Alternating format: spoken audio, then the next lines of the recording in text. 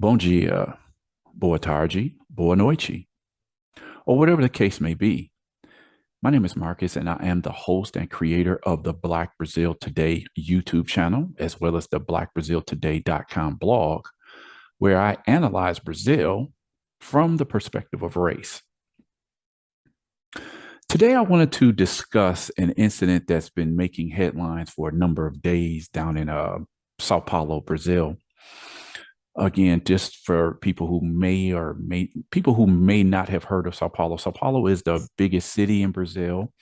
It is the economic engine of the city. It's like I guess you could say it's like the New York of Brazil.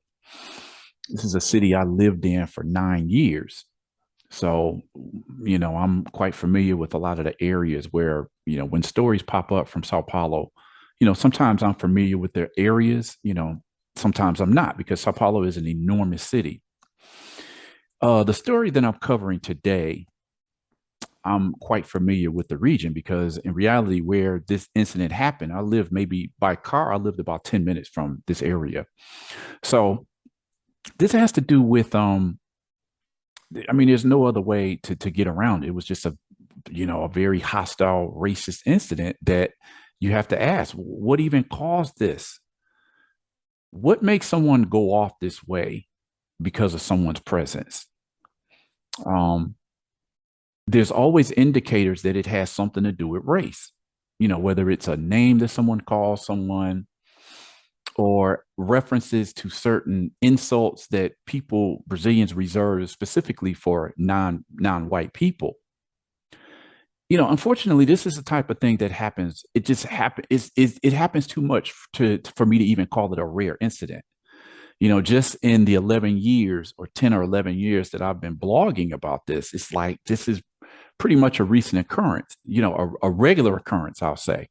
I think things are being more exposed now because of social media, social networks, and people having, access to cameras on their cell phones. I mean, you can record everything in broad daylight or at night now. I remember years ago, there was talk of how African Americans always complained about police brutality and violence. And it was just kind of like, rappers started talking about it in the late 80s. You would hear comedians talk about it way back in the 60s and 70s. And it was just like, yeah, stop whining. And then, like sometime in 1991, when that infamous Rodney King video, you could say it went viral back in the day, even though we didn't have social networks. But what I mean, it went viral because, news stations across the country were talking about this story. And it kind of like, it reiterated it proved what rappers have been talking about for years. The same thing comes out of Brazil, where Brazil not only denies racism, it's we don't have these problems. If you're talking about this type of racism, then you're trying to import into Brazil situations that only happen in the United States. So nowadays it's just like something that cannot be denied, you know this, some people ask me, why do I talk about this stuff? It's like, well, I've liked traveling and visiting Brazil for years, and fortunately for me, I've never had any incidents like this happen. But again, when I see it happen to people who look like me, I take it very personal. So anyway, I want to get into this story. I'm going to be making a lot of references to other similar stories. And believe me, I'm not going to be able to talk about all of those. On this YouTube channel, I'm featuring a lot of my material from, past articles just to give you people, followers, subscribers, a context of the videos and the topics that I'm going to talk about. Because, if I just start talking about this stuff like right off the rip, without the historical context, people are not going to understand. So I'm going to make references to older articles, but let's get into what happened right now. This happened last week. So the title of this article, Get Out Monkey. In Sao Paulo, a comedian musician named Eddy Jr., he left his apartment after a racist attack. The incident triggers protests in front of the apartment building where he was living. Um, when I see situations like this, it's just why. Sometimes I know a lot of people ask the question, like, why is it that Black people are so hated by other people? I've always wondered that, like, what did we ever do to other people to deserve this type of treatment? what, as I'm going to point out in this article, what's different about what's going on in Brazil, particularly in the last 10 or 15 years, is that Black Brazilians for years have kind of ignored this type of treatment. They've kind of like, ignored them. They know not what they do, or they'll deny it. Oh, well, they did that for such and such reason. And Black families themselves would deny the racist hostility that either themselves or their children would experience on a regular basis. Like, why are you denying this? It's because for years, people in Brazil have been indoctrinated to believe that we don't have a race problem here. If somebody called you a monkey, it's just because that person is ignorant, which is actually true. But it was almost like people would just like lower their heads and not say anything about it. But I'm seeing this progressive rising up where people are getting to the point like, we're not going to deal with this anymore. So let me get into this story, and then I'm going to be making comments throughout, because it's incredible, these type of things that regularly happen. Now, just imagine, these are the stories that just make it to the news. You can imagine that in a country that has about 220 million people and is as large as continental United States, you can imagine these type of things happen every day and oftentimes go unreported. So let's get into this story. As I said, this story involves this guy right here. I had never heard of him until this story broke. His name is Eddy Jr. Well, that's what he's known as, on his Instagram page. And to the right, you have this woman who lives in the same building as him. And he just recorded how she was harassing him. Like, it all started because of an elevator. What's funny is that, and I'm not going to talk about this today, but the elevator has always, in Brazil, it's always been one of these things of, you could say, a type of segregation, because when you enter into apartments in Brazil, I know these type of apartments happen, exist in the United States also, but you have apartments for, they're called social elevators, and then there are elevators for the people who work inside the building. And oftentimes that elevator shows a type of segregation that happens in Brazil that people don't want to talk about, but it's automatically assumed that if you're Black and then you're in an upper crust or luxurious apartment, you must be, quote unquote, the help. And if you're the help, you don't belong on the social elevator. The social elevator is for people who live there and the guests who are coming in to visit. Now, the point is, how is it that they automatically assume that a Black person coming into that particular apartment doesn't live there or isn't a guest going to visit someone there? It's because of skin color, obviously. If you're brown skin, you're Black, you don't even have to be very brown skin. If you have light skin and just Black features, people automatically assume you must be, either the cleaning lady, a cook, a person who works in the apartment. There was a real famous case that happened, I think it was back in the 90s, where one of the few Black governors in the country, his daughter was visiting some friends in a luxurious apartment, and she was on the elevator, she was holding the elevator up because she was having a conversation with the people she was visiting. And because she had the door open and she was, keeping she was, as she continued on her conversation, the elevator wasn't coming down. So then the people on the up, who were down on the floor waiting for the elevator to come down, they got mad. Like, how is this elevator not coming down? And I think it was a situation where she got in the elevator, and when she eventually went down, they assaulted her, with all of these different types of insults that basically said, what are you doing here? You're supposed to be taking the social elevator. They didn't know that this woman was the actual daughter of the Black governor of that state. It was a crazy story. It's funny, the elevator can be a place of just discrimination throughout Brazil. You hear these stories all the time. So anyway, let me get into this story, because in reality, sometimes when I get stories like this, I don't immediately react until they start popping up on my my timeline again and again, and more people talking about it. I was like, okay, let me see what's going on with this story. So to begin today's story, I request that you file this one under the Brazilians Aren't Racist folder. That folder should be full by now. You'll see why in a minute. Today's story actually started 4 to 5 days ago, maybe even by the time I post this video up, it'll probably be over a week. When I was scrolling down recent posts on my Instagram profile. Where my life is these days, I must say, I simply don't have the precious time to spend looking at the sometimes mundane videos that people post. Sometimes I will run across something that makes me laugh or think, but honestly, a lot of the content just doesn't do that. A lot of, but I know it, I get it. People like silly videos. So even on the pages that I follow that I expect more thought-provoking material, even they'll put up some silly videos every now and then. It's just something I'm just gonna scroll if I'm not in the mood for dealing with something silly. So the video that caught my eye a few days ago, of which I will discuss today, in some ways wasn't anything special. I mean, another video of a Brazilian saying or doing something racist. So what else is new? As I've seen such incidents for years, I didn't even really trip on it. And as with other incidents that I see, I wasn't even really thinking about covering it. But then after I saw the reaction that the incident provoked, as well as the history of what the young man featured in the story had already gone through, I decided I needed to look into this story. Before I get into this incident, let me first introduce the young Black man involved in the story. Eddy Jr., the guy in this picture right here, is a humorist and a musician. He found fame via social networks with his witty, humorous videos and motivational phrases. Eddy also displays his musical talent in his videos, singing and playing musical instruments.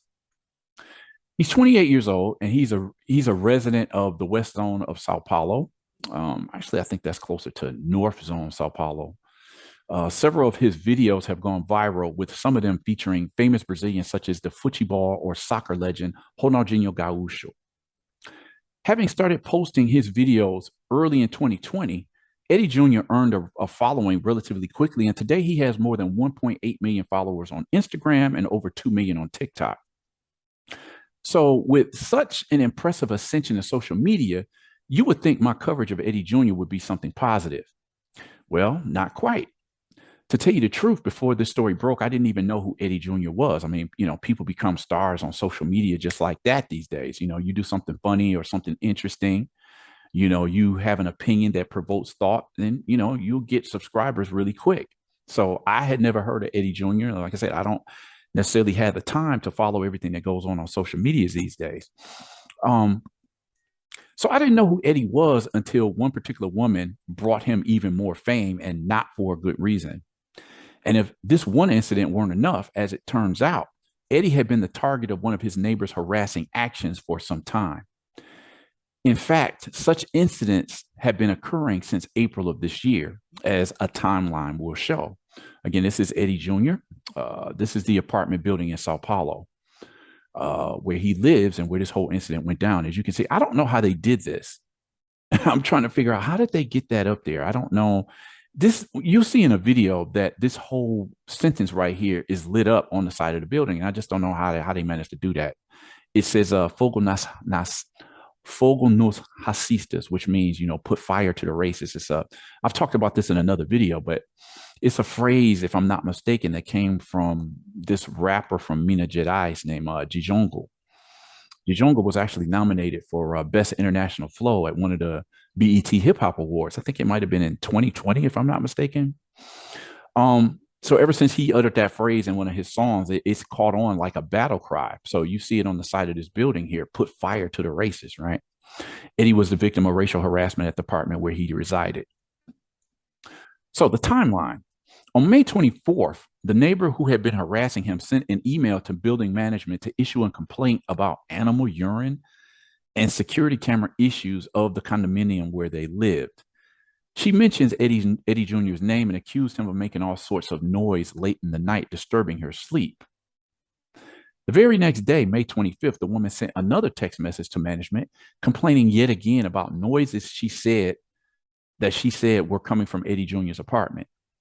The woman said she had also complained to the building janitor and said that she would file a lawsuit against Eddy Jr. Okay, so this is the woman. I think she's 69 years old, Elizabeth Mahoney, I would probably pronounce it. A resident in the building was caught yelling racist insults at the comedian musician. About a week later, on June 2nd, the same resident, Elizabeth Mahoney, complained once again about Eddy, this time claiming that other residents in the building were also bothered and considered going to the police station and filing a report.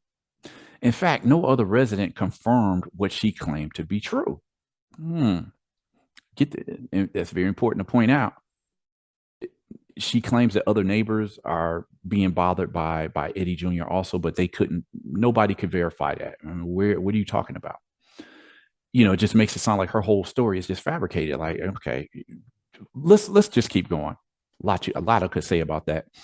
The saga continued on June 15th when the woman made an accusation that night that the night janitor had lied when he stated that she was offending the building's porters, and then going on to make the claim that the records in the condominium's denunciation book made against the comedian musician Eddy had suddenly disappeared. Then on September 1st, security cameras recorded a sequence of videos in which the woman's son showed up at the door of Eddy Jr.'s apartment. The man was seen wielding a knife in his hand with a somewhat disturbed appearance. One has to ask, what was the woman's son planning on doing with that knife? I'll leave that for you to consider. But if someone showed up at your door waving a knife, would you open the door? Well, what would you do?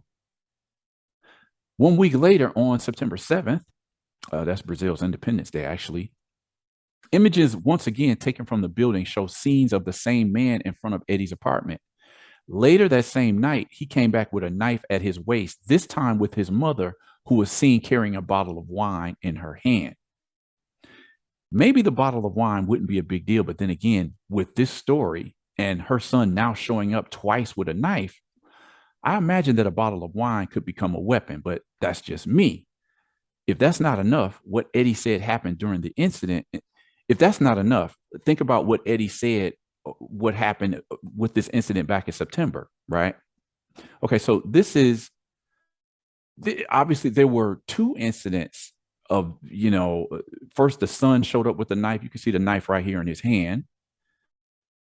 Then a second time, the mother, who's the cause of all of this that's going on, she showed up. Both of them showed up at his door. The son again with the knife, and the mother this time with a bottle of wine. Like, what she's gonna do with that? Disturbing. So this is footage caught on the security cameras. You see the date here. In Brazil, this is September 1st, 2022, because in Brazil, the day when you're marking a date in Brazil, the actual day comes first, and then the month. So this is actually September 1st of this year. There was one night when I was lying in bed and my doorbell rang. It was about 3 o'clock in the morning. I got up, and this neighbor's son already started screaming, saying, "I'm going to kill you." He came with a huge knife in his hand, kicking on my door, he said. This is Eddy Jr. talking.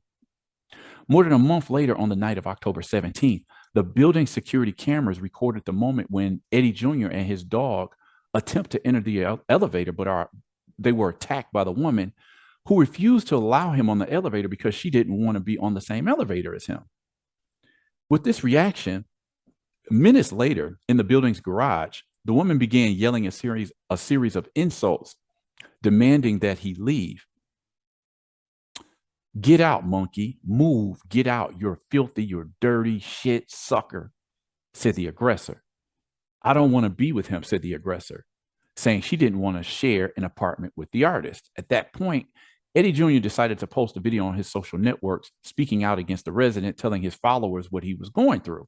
That's where the footage came from that we see of this woman hurling these insults at him, simply because she didn't want to be on the same elevator with him. Like, what is all of this about? Eddy moved into the building in February and said the problem started about 2 months later. The neighbor said that I, quote unquote, hacked the internet of her house. I turned off her stove, that I entered her house and stole things, says Eddy. As if these baseless accusations weren't enough, Eddy Jr. also revealed that the woman didn't think he had the means to be able to pay the rent of the condo through legal means, also telling him, quote, "This is a family building, not a bandit building," as well as asking him where the money to pay the rent came from. So again, you have this situation where white Brazilians don't expect that Black Brazilians can have the money to pay to live in a certain neighborhood. It's a common thing in Brazil where if a Black woman answers a door in a middle-class neighborhood, oftentimes the person knocking on the door, if it's a salesperson or whoever, might say, "May I speak to the lady of the house?" Because the assumption that in a nice apartment or a nice house, if a Black woman opens the door, she must be the maid, quote unquote, the help. So this is what's playing out here. And she's questioning, like, how does he have the money to pay to live here? Right. Happens all the time. On Wednesday, October 19th, the civil police registered the case. Then, on that same day, a number of residents protested in front of the condominium, coming to the defense of Eddy Jr. and calling for the exit of the aggressor from the building. During the protest, they were seen carrying signs that read, "Get out racist," what is that, for the racista. So it became a hashtag, of protest. With all of this going down, Eddy Jr. decided to leave the building, not because he wanted to, but for his own safety. The artist thought it would be better to allow legal and police actions develop or possible until the woman leaves the building. According to reports, the aggressor would be forced to pay a fine and pay an amount corresponding to 10 times the value of the condominium's rent. In addition, if her harassment were to continue, she would be thrown out of the building. Personally, with everything that's already happened, I would think she should have already been forced out. I mean, what else do you need to see? You see two videos where her and her son, two videos where the son shows up at the guy's apartment with a knife. The second video with the woman, and she's got a bottle of wine in her hand. What more do police need to evict this woman out of the building? And what more does building management need to say this woman, he says, "I'm going to kill you," and he's at the door with a knife? Well, why is this woman and her son still in this building? Days after the report of this story hit the press, another resident in the building, a Black woman who works as a lawyer, also weighed in with her own experiences with the aggressor. Nayara Cruz recounted similar incidents as Eddy. So this is the lawyer, Nayara Cruz. She approached me asking why I was in the gym, because the use of the gym is restricted to residents. I said I was a resident, and then she asked me how much I paid for my apartment. Nayara told Global TV, Brazil's top television network. The lawyer went on to say that the woman referred to her son as a vagabond, that he shouldn't be in the hall of the building. There was another episode in which she was aggressive with my son, who was in the hall of the building playing with other children. She called my son a vagabond and said he wasn't supposed to be in the hall of the building, that he couldn't stay there. In this story, once again, what we see is a long-time belief on the part of a parcel of Brazil's white population that Afro-Brazilians do not belong in certain areas of which, for decades, white Brazilians had a near complete monopoly. As such, when they encounter Black people, the automatic thought is that they are out of place. A thought that's been covered on the Black Brazil Today blog for years. Note that in the case involving both the comedian and the lawyer, the aggressor questioned their class status and why they were there. The notorious question of, what are they doing there? What are they doing here? You're obviously, if you have Black skin, brown skin, you're not supposed to be in this building. You're supposed to live in the favelas, the shanty towns that surround the cities. Absurd what's going on here. The next question should probably be, how did and how should Black Brazilians react to this sort of behavior? For those of you not familiar with the Black Brazil Today blog, disrespect of Afro-Brazilians has been a consistent topic. From everyday racist comments and jokes to an apparent mission of Brazil's military police trying to significantly decrease the Black population with its regular invasions and police actions that have led to the deaths of tens of thousands of Black Brazilians. Now, just bringing this up, I don't want to spend too much time on this, but this is what I was saying before. These type of incidences happen all the time. It's just, for so many years, Black Brazilians were silent on these issues, but, with the rise of Black consciousness, Black identity politics, social media, people are pushing back. Like, we can't take this anymore.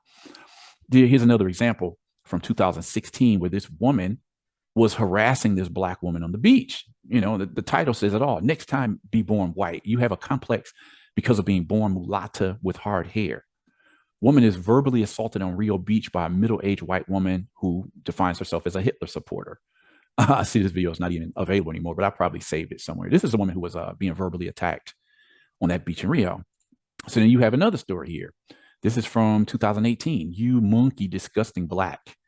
After attempting to intervene in a situation on a bus, a young Black woman is insulted, slapped, and scratched by an elderly white woman. Okay, so this is the woman who was assaulted, and this is the woman who attacked her. Obviously screaming again, all types of racism. So you see the scratch on her face right here. This is another situation from 2021. This happened on like a boat club, a marina. Poor and black don't deserve to be here. 20-year-old black engineering student was assaulted and threatened with death by three aggressors on a marina club boat. This is the dude who was assaulted. He was chased around on this boat. Again, it was a question of, what are you doing here? If I can find a phrase where he was talking about it. Let me see here. Again, okay, so the guy is describing the incident, and he says, his aggressors were saying, "What are you doing here, boy? Tu preto," meaning you're black. Do you have a car? Do you have money here?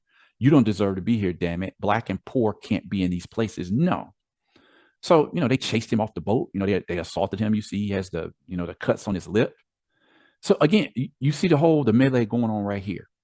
So this is what I'm saying about these type of things go down in Brazil all the time. My question would be, and I've always asked this, they don't seem to make international news, right? These are three of the aggressors who, let me see, they were arrested, they paid bail, and they were released. All three claim innocence. Another thing that you see happen all the time, people feel the right to make these aggressions against Black Brazilians because they know they'll pay a fine and simply walk, and they'll just get away with it. It's like the perfect crime. Happens all the time. Let me see what story here. Let me try this one right here. Okay. I don't want this black to touch me. Video captures a belligerent woman verbally abusing Black woman on a Rio subway. The clip was seen 3 million times in 2 hours. Again, another situation. What can be said? I don't want this black to touch me. It's like, okay, you're on a crowded subway. You hear this all the time. I can't even go through the number of articles I have on this blog that document this type of treatment, this type of attitudes. Here's another one, 2017. Go back to the slave quarters, you monkey, and straighten that hair. Black woman was punched and dragged by her hair in a pub. Again, aggressor pays fine and walks. She's she's bruised up. She posted this on her Facebook page. I don't know if there's a picture of the people who did this, but again, it's another story. I don't remember the story making national headlines, but again, it's absurd. This is, again, how is it that Brazil has skated under the radar of being a racist country for so long? So anyway, let me see. Now that I have broken down what happened, I now want to focus on perhaps the best part of this whole ordeal, and that's the reaction to the incident. In recent years, we've seen Afro-Brazilians rise up against decades, in reality, centuries of oppression. From slowly adapting a specifically Black identity to refusing to continue to acquiesce to the standards of beauty that reject natural kinky curly hair, to protesting in the streets, the slumbering giant, the Afro-Brazilian population, has taken on a stance of no more. We all know the stats. We all know. Every 23 minutes, a Black or brown man is killed in Brazil. Non-whites are the majority in the country's prisons. They are more likely to be stopped by police, followed around by security in shopping malls, and regularly featured as the criminal element in novellas, films, television series. Finally beginning to cut through the fog of confusion, which is Brazil's deceptive methods of covering up or denying racist intent, more and more Black Brazilians are standing up and demanding an end to exclusion, genocidal politics, everyday racism, and open disrespect. In reality, much of the pushback has been led by Afro-Brazilian women, but we are increasingly beginning to see a call for action from Afro-Brazilian men. Following a movement that was led by Black women early in the 21st century, more Black men are confidently growing out their hair and proudly rocking braids and afros in numbers that have never been seen before in Brazil. People can look at this as just an aesthetic thing, but in a country that insulted and just ridiculed anybody who had naturally kinky, curly, Afro textured hair, Black women were forced to straighten their hair, or they would take to wearing, all types of weaves and extensions in their hair. But you saw, particularly in the last decade, maybe last 15 years, that Black women took it upon themselves, like, no, I'm wearing my hair naturally as I was born with it. I'm no longer going to acquiesce to your standards of beauty. And following that lead, you see a lot more Afro-Brazilian men wearing these huge afros nowadays. They might be wearing fades, they might wear braids. But this is the change that I've seen just in the 20 years that I've covered this country, and just racial politics in the country. Some Black Brazilian men are calling for the need for Afrocentric love and relationships, which is a huge development in the context of a country in which Black people were always taught to desire white, I would say white women, but white people in general, for long-term relationships. Again, this ideology of whitening, you need to marry and reproduce with a white person so you can produce whiter children. The end goal being producing whiter children and erasing the black skin from the family. Um, Let me see. In a show of solidarity a few years ago, when medal-winning gymnast Angelo Assunção lost his sponsorship to continue his training, uh, after he needed to. He was like I said, he was a medal-winning. He's one of great Brazil's best hopes in the area of gymnastics. But I think it was like 2016 or 2017. His teammates made these racist comments about him in a video that they released on YouTube. Then later, while he was training at one of the athletic clubs, when you're training at one of these top athletic clubs, most people can't afford it, so they need sponsorships to continue their training. But there were other racist incidents that happened with him at that sporting club, and he lost his sponsorship. He couldn't afford to go there anymore. So a group of black men came together to raise funds for him to continue training. I've seen him recently. It's like looks like he's moving into the modeling world now, but that's a story I'll have to cover in the future. In this same spirit, prominent black Brazilian men recently issued a manifesto against the nation's treatment of the black population, specifically black men.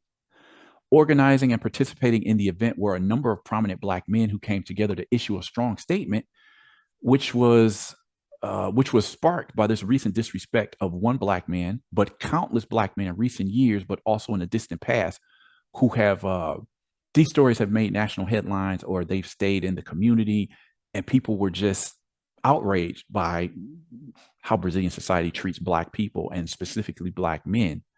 This is just another image of the protest that happened in front of the apartment building. Protesters called for Mahoney's expulsion from the apartment. We will no longer be defeated. Black men launch a manifesto against racist attacks. In response to the assault on Eddy Jr., a group of black men formed by intellectuals, artists, and activists issued a manifesto against not only the racist attacks against the comedian, but also the injustices suffered by the black population as a whole in Brazil. The manifesto was issued the day after a protest in front of the building where the comedian had experienced several displays of racism and harassment. The building is located in the Barra Funda region of the city, an area that was a 10-minute drive from the house I once lived in when I lived in Sao Paulo. The manifesto, which was titled Esse é comunicado de homens negros organizado no Brasil, meaning this is a statement from black men organized in Brazil. It was published on social networks and was presented as a collective statement on the position that black men and black people as a whole would take from that moment on in terms of actions dealing with racism that have been making headlines for years. Oftentimes, they don't make headlines. In continuous response to all the chaos produced and maintained by you, which threaten our lives and the well-being of our community, now it's going to be like this, read the message. The words of the manifesto also stated that black men would come together to take a stand against racism in an organized way. Quote, we organized black men will organize with our people and be everywhere to protect our community from your cowardice. Cowardly racists, we will treat you like this, cowards. This is a sign at the protest, and it just says, racist, your peace just ended. Prominent men such as the lawyer Iwerton Carvalho, the comedian Yuri Marçal, the actor Taiguara Nazareth, the social network influencer Roger Cipó, and the director of the anti-racist organization IDBR, Tom Mendes, also took part in the act last Thursday, October the 20th. The following is a translation of the manifesto from Portuguese into English, and it goes like this. This is a statement from black men organized in Brazil. Now it's going to be like this. In continual response to all the chaos produced and maintained by you who threaten our lives and the well-being of our community, it's going to be like this. In fact, this is how it is now. It's nothing new because our people have always fought to exist. Now we'll get more people together. We'll be more. It's over. We'll tear up the repudiation notes. Now, this is a point that what they're talking about here is that whenever there's a racist incident that happens in an establishment, an apartment, or some type of shopping department store, the store always issue a note where they say we repudiate any type of hostility, racism, sexism, or gender discrimination. We don't stand by that. We repudiate that. And that's always the only thing that happens. It's like it continues to happen. These stores just, publish a note of repudiation of the act and nothing ever changes. So we're tearing up the repudiation notes, they're saying. You, agents of our misfortune, will receive all our hatred and no more peace. Now it's going to be like this. We, organized Black men, will organize with our people and be everywhere to protect our community from your cowardice. Cowardly races will treat you like this. Cowards. We won't talk. We won't accept an apology. There are no negotiations. No more shouting names of our dead. And this is something that I haven't covered it in a minute, but the Black Brazil Today blog is filled with, dead Black men, women, and children who've been shot down by, military police and just everyday violence in the streets. You always see people, crying, just losing their minds because this is a constant thing that's happened where police just go up into Black neighborhoods or majority Black neighborhoods and just start shooting, quote unquote, in the war on drugs. It's something, I've covered a lot over the years. I haven't done a story on this in a while, but this is what they're talking about. No more shouting names of our dead. We will expose you, your homes, your places. You pose a danger to our existence. You must receive our anger, our hatred, and utter contempt, since it is the only feeling this society has for us Black men. You white criminals who drive the massacre, incarceration, illness of our brothers and sisters will receive our answers and will have no more peace. You cowards who rape children, kick teenagers out of schools, and criminalize the existence of young Blacks receive our hatred. Today, signs, warnings, and when they least expect it, they'll burn. It's not a song sentence. It's a message because now it's going to be like this. Understand, we will stay on the streets and close your doors to expose and disrupt your villainy in our own way. We organized Black men will not rest and will no longer be defeated by barbarism. Receive our hatred and our message, and whoever is not with us, against us, they will be, which is nothing new because we've always been on our own. We're in the war you created. Your peace is over. It's going to be like this. They're saying, agora é assim. They created this hashtag, agora é assim, meaning now it's like this. Pretty strong statement that you get there. You have these signs, fora racista, get out racist. The event attracted hundreds of protesters with the sign that was displayed on the building with the phrase agora vai ser assim, a new hashtag created by the movement, especially for social networks. The phrase became one of the most shouted phrases of the night. The host and comedian Paulo Vieira attended the venue and talked about Eddy's situation and also remembered that the singer-actor Seu Jorge had also recently been in the media after being a victim of racism at a show in the city and capital city, Porto Alegre, capital city of Rio Grande do Sul in the south of Brazil, in that same week. We had a week, this is Vieira talking, we had a week with many cases that went to the media and cases against public people. These cases expose us to the cruelty of racism, and it falls once and for all for those who still believe in some lie of meritocracy, that racism stops crossing you when you gain success, money, and fame. If you're Black, racism will always cross you. We know that an act does not change this, but it's another important step in the search for this enough that we are so looking forward to, he said.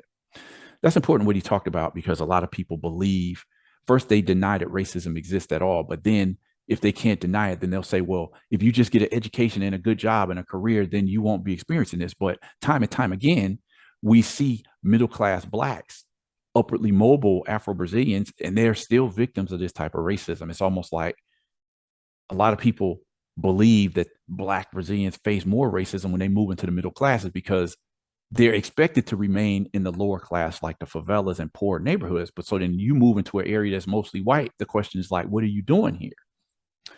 Popular stand-up comedian Yuri Marçal, who actually lives in Rio de Janeiro, he made a special trip to Sao Paulo to participate in the event and called upon the presence of fans in Sao Paulo on social networks. We are preparing to make this noise to do what I am calling retaliation because it will no longer go this way. That's how we're fighting because now it's going to be like this. And whenever this case happens, because we know that racism will not end. We will act this way, whether with 5 people or 50,000. This was just a news story of the incident and the protest that it led to. Expulsa racista means, expel the racist. Attorney Awerton Carvalho also participated and expressed legal outrage at letting criminals remain free. Quote, we are experiencing a moment where the head of the executive power gave legitimacy so that people could say what they think under the guise of freedom of expression. This crime happened earlier this week, and they haven't been arrested yet. According to information, this Elizabeth woman, still went to work she still went to work this morning. It is the height of impunity in this Brazil, he emphasized. Obviously, the head of the executive power refers to the current president, Jair Bolsonaro, who many feel have emboldened persons with racist sentiments to freely express themselves in the years since he became president. This is also a get out Bolsonaro act because we have an openly racist president. It was after him that racism became more explicit as well. I still get followed around the mall when I'm walking, being followed by the police when I'm with my girlfriend.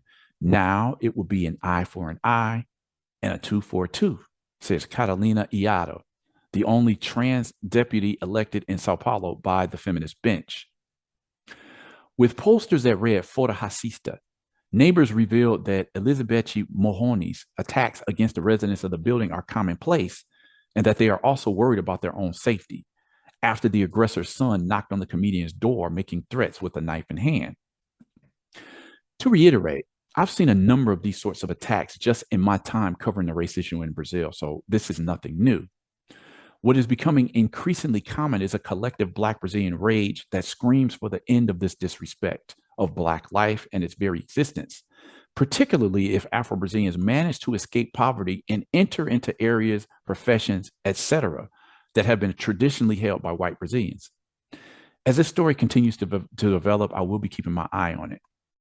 So that's just a quick rundown. I'm not going to even say quick. I know that was a pretty lengthy video, but once the story came out, the press kept covering it. The protest was covered by people who were at the protest and posted on Instagram and Facebook. So this became a pretty big story. So the material that I've gotten for today's story comes from the website Mundo Negro, Wagner FM, Yahoo Vida Estilo, and Media Ninja. All the links are here. So that's gonna I mean, I don't know what else I can really say about this article. This is just another occurrence in a country that denies that it's racist, and a Black parcel of the population that says, we're not going to stand for this anymore. So anyway, I'm curious to know what your thoughts are on this article. What did you think about it? Definitely drop a comment in the comment section.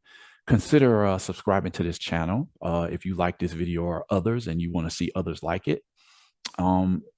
Smash that notification button so that you'll know when I post another video, because like I said, I'm gonna keep trying to pump out these videos, if people are interested in them. So another revolting situation, but I'm going to keep covering these stories because the world needs to know what's going on in Brazil.